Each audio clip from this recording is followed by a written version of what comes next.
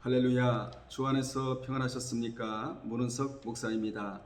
이 시간에는 마가복음 심화강의 쉬운 네 번째 시간으로 마가복음 11장 20절로 26절의 말씀을 통하여 말라버린 무화과나무를 통한 능력 있는 기도의 비결에 관한 교훈이라는 주제하에 함께 은혜 나누겠습니다. 참고로 마가복음 11장에서 15장은 예수님의 지상생애의 마지막 한 주간인 성고난주간에 있었던 일을 집중적으로 보도하고 있습니다. 그 가운데 11장 20절에서 14장 11절까지는 성고난주간의 셋째 날인 화요일에 있었던 일을 보도하고 있습니다. 본문은 그 사건의 시작 부분으로 말라버린 무화과나무를 통해 주신 능력 있는 기도의 비결에 관한 교훈을 말씀해 주시고 있는 내용입니다. 주님은 화요일 아침에 예루살렘으로 올라가시면서 열매 없이 잎만 무성한 무화과나무를 저주하신 바가 있습니다. 11장 12절에서 14절에 기록된 내용입니다. 그런데 화요일 아침에 제자들이 예수님과 함께 다시 예루살렘으로 올라가시는 도중에 보니 주님이 저주하신 무화과나무가 저주하신 대로 그대로 말라 있었습니다. 그러므로 제자들은 놀라 주님께 무화과나무가 말라버린 사실을 말하였고, 주님은 이것을 기회로 능력 있는 기도에 대해 교훈을 해 주신 것입니다. 그 내용은 믿음으로 기도하면 무엇이든지 다 이룰 수 있다는 것입니다. 따라서 기도에는 반드시 믿음이 전제가 되어야 한다는 말씀입니다. 이러한 주님의 교훈은 주님의 승천 후 복음사역에 매진했던 초대교회 성도들에게 매우 큰 힘과 소망이 되었고, 오늘 우리에게도 동일한 힘과 소망을 주고 있는 것입니다. 20절로 21절에 보면 그들이 아침에 지나갈 때 무화과나무가 뿌리째 마른 것을 보고 베드로가 생각이 나서 여짜오되 납비어 보소서, 저주하신 무화과나무가 말랐나이다 라고 말을 합니다. 이 말씀은 전날 곧 성전 정화 사건이 있던 월요일에 주님이 저주하신 무화과나무가 말라 있는 것을 제자들이 발견한 사실에 대한 말씀입니다. 그 무화과나무는 뿌리부터 말라 있었습니다. 뿌리로부터 말라 있었다는 것입니다. 이것은 그 나무가 더 이상 회생할 수 없는 상태가 되었음을 의미합니다. 이같이 주님께서 한 번 저주를 하시면 영원히 회생하지를 못합니다. 식물의 생명은 어디에 있습니까? 잎사귀에 있는 것도 아니요, 열매에 있는 것도 아니며 뿌리에 있습니다. 식물들은 그 뿌리만 살아있으면 언제라도 다시 회생을 합니다. 겨울에 잎과 열매가 떨어져도 뿌리만 살아있으면 봄날에 싹이 나는 것처럼 말입니다. 그런데 그러한 뿌리부터 말라 있었다는 것은 도무지 회생할 가능성이 없다는 것입니다. 이렇게 주님의 진노와 저주를 받은 대상들은 회생할 가능성이 전혀 없는 것입니다. 그들은 영원한 멸망에 처해지고 만다고 마태복음 25장 41절에 기록되어 있습니다. 참고로 마태 23장에 보면 주님은 당시 종교 지도자들 향해 화 있을진저라고 저주하며 책망하셨습니다. 마태복음 23장 15절에 기록된 내용입니다. 원문에 보면 저주를 받을진저 이렇게 번역이 되어 나옵니다. 우리 성경에는 화 있을진저 좀 약하게 번역이 되어 있습니다만은 원문에는 저주를 받을진저 이렇게 강하게 번역되어 나옵니다. 그렇게 저주받은 자들이 어떻게 되었습니까? 그들은 회생하지 못하고 오히려 더욱 악해져서 주님을 십자가에 못 박는 무서운 죄를 범하는 사람들이 되었습니다.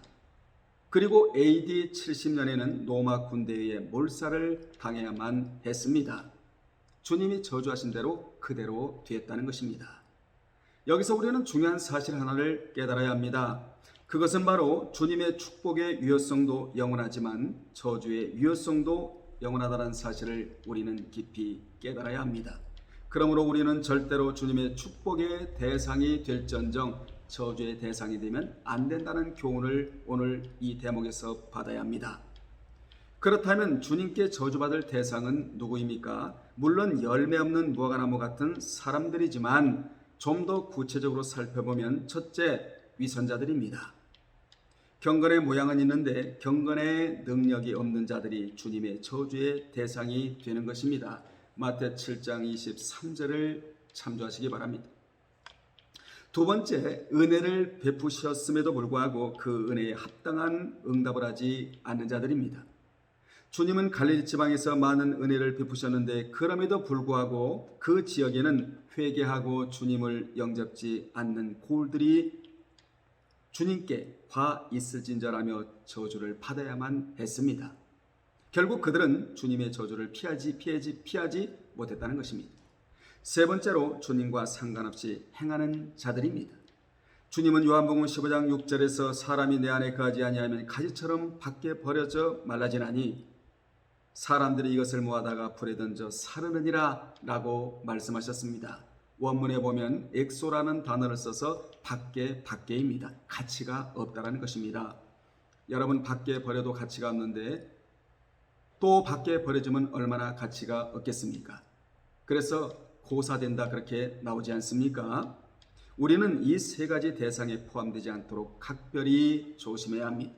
우리는 위선자가 아닌 신앙의 열매를 맺는 참 신앙인이 되어야 합니다. 주님의 은혜에 합당한 반응을 하는 생명력 있는 신앙을 가져야 합니다. 그리고 늘 주님과 더불어 동행하며 그분의 말씀에 순종하는 그런 자가 되어야 합니다. 그래야 주님께로부터 축복의 대상자 안에 포함될 수 있는 것입니다. 22절에 보면 예수께서 그들에게 대답하여 이르시되 하나님을 믿으라고 하십니다. 여기 믿으라는 믿음을 계속하여 가지라는 현재 명령형입니다. 이 구절에서 우리가 깊이 생각할 것이 있습니다. 그것은 베드로와 제자들의 질문과는 전혀 상관없는, 즉 말라버린 무화과나무 사건과는 전혀 상관없는 내용처럼 보인다는 것입니다. 하지만 자세히 보면 그렇지 않습니다. 주님께서 저주하신 무화과나무가 마른 것을 보고서 놀란 제자들이 그 원인을 주님께 물었을 때 주님은 단순히 어떻게 해서 그 무화과나무가 말란가를 설명하는데 만족하지 않으셨습니다. 그 사건과 관련하여 예수님이 지향하시는 새로운 공동체, 즉 사랑의 유기체, 곧 믿음의 공동체인 교회의 핵심적 설립 요건을 설명하셨던 것입니다. 마른 무화과나무는 이스라엘의 생명력 상실을 의미하는 것이고 그 근본 원인은 하나님을 믿는 믿음의 결여였습니다.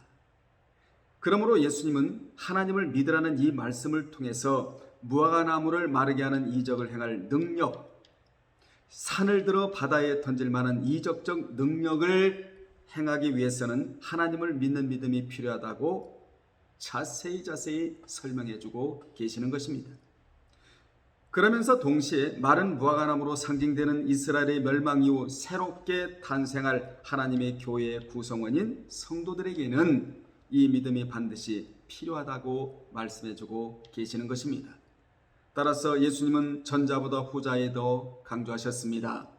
마가복음에 보면 믿음이란 명사가 본절을 포함하여 5번이나 등장하는데 2장 5절, 4장 40절, 5장 34절, 10장 52절에 등장하는데 여기에 등장하는 믿음의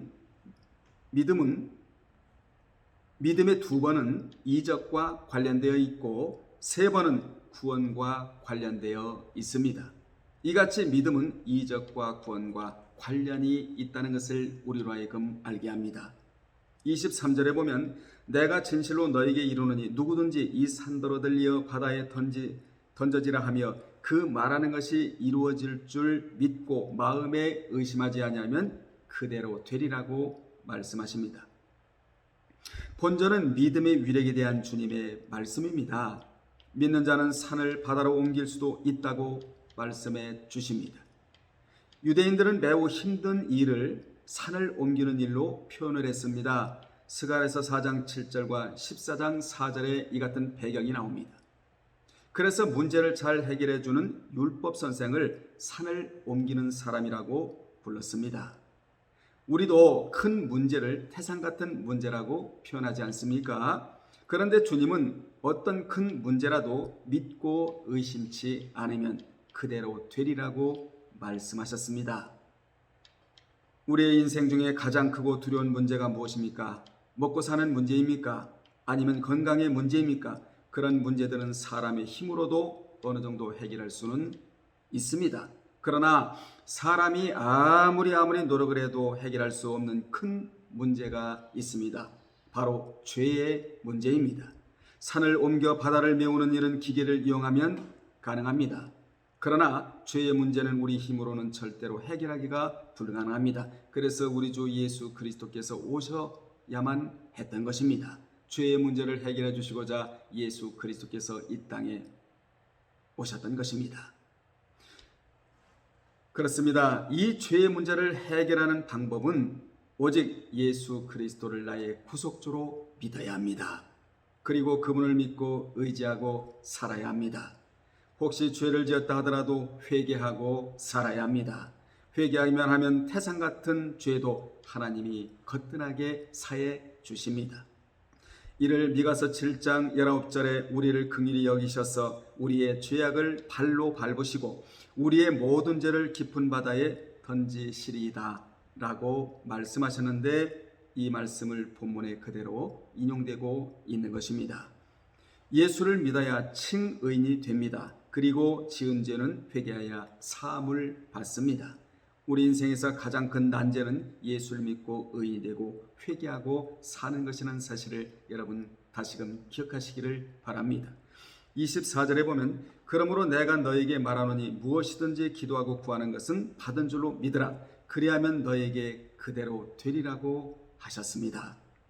주님은 무엇이든지 기도하고 구한 것은 받은 줄로 믿으라고 하셨는데, 이는 믿음이 전제된 기도의 효력을 밝히신 것입니다. 실로 믿음의 기도는 그 효력이 무한합니다.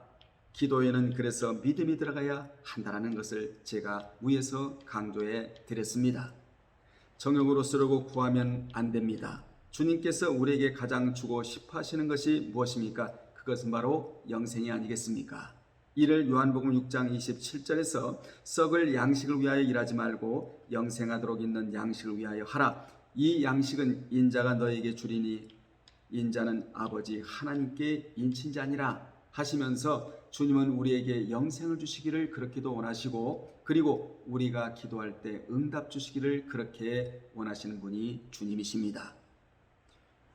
우리가 주님께 가장 얻고 싶은 것도 영생이요, 그리고 천국 백성이 되고자 하는 것도 바로 우리가 원하는 것일 뿐만 아니라 기도에서 응답받는 것도 우리가 가장 원하고 있는 것입니다. 그러므로 우리는 하나님 앞에 기도하는 자가 되어야 합니다. 여러분의 기도가 공중에서 잡동사니 취급당하지 아니하고 믿음을 전절한 기도로 말미암아 응답받는 그러한 분들이 되시기를 주님의 이름으로 축원합니다. 25절에 보면 서서 기도할 때 아무에게나 혐의가 있거든 용서하라. 그리하여 하늘에 계신 너희 아버지께서도 너희 허물을 사하여 주시리라고 말씀하셨습니다. 본절은 기도할 때 이웃과 불편한 관계에 있다면 우선 그를 용서해야만 그 기도의 응답을 받게 된다는 교훈입니다. 여기서 우리는 서서 기도할 때라고 되어 있는 이 말씀을 주목을 해야 합니다. 서서 기도할 때라고 되어 있는데, 이는 서서 두 팔을 높이 올리며 자신에게 닥친 위급한 문제를 해결해 달라고 하나님께 아뢰는 자세라는 것을 우리는 알아야 합니다. 누가복음 18장 13절을 참조하시기 바랍니다. 이러한 기도의 응답을 받으려면 이웃과의 화목을 도모하는 것이 급선무라는 것을 주님이 가르쳐 주셨습니다. 주님은 마태복음 5장 23절에서 24절에서도 하나님께 제물을 바치기 전에 먼저 형제와 화목할 것을 가르쳐 주셨습니다. 또한 주님은 하나님께 죄 용서를 받기 위해서는 다른 사람의 죄를 먼저 용서할 것을 주님이 가르쳐 주신 기도에서도 말씀해 주셨습니다. 마태 6장 15절에 이 같은 말씀이 기록되어 있습니다. 따라서 기독교는 먼저 용서해주고 나중에 탕감받는 종교입니다.